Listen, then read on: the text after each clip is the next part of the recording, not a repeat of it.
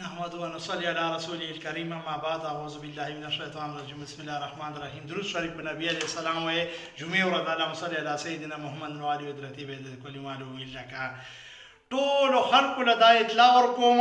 چې حضرت عمر ولد مجاهد عمر د پیروخیلو کوزو میاګانو ورکشوي دوه درې ورځې شوې سکول ته تللی او داخله یې کړه او نشته لا پته ډېر پوسټونه پسې وکړه او شی نه که نه نو دا ویډیو ښوم چې کوم مسلمان ته دا معلوم وي که نه نو مهرباني وکړئ چې په هغه کې به دا موبایل نمبر به وي او رابطه په وکړئ چې څومره زما پیجونه وي کم شیلمان لوی شیلمان باړې جمرود او څومره ځای وي انشاءالله الرحمن چې ټولو پیجونه به شیر کوم پېښور هغه نه چې چاته معلوم وي انساني همدردۍ په بنیاد باندې د مسلمانۍ همدردۍ په بنیاد باندې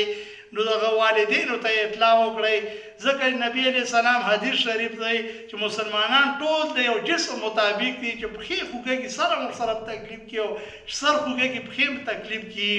او بیا یو مسنون دعا وښیمه چې نبی علیہ السلام حدیث شریف دی چې تاسو باندې یو څه مشکلات هم راشي نو 2 رکعاته صلات حاجت لمونځ وکړئ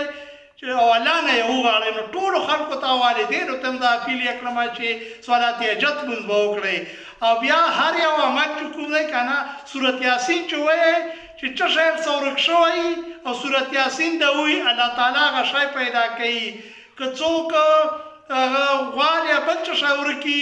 نو دې باندې هغه کړی نو بس الله تعالی به هغه پیدا کړي سبعي کې څوک صورت یاسین وایي لسو قرآن شریفو ثواب یادوي او ټولې ورځې حاجتونه به یې پوره کوي او صورت یاسین سره چې کوم دی په اخلاص سره یې وایي صورت یاسین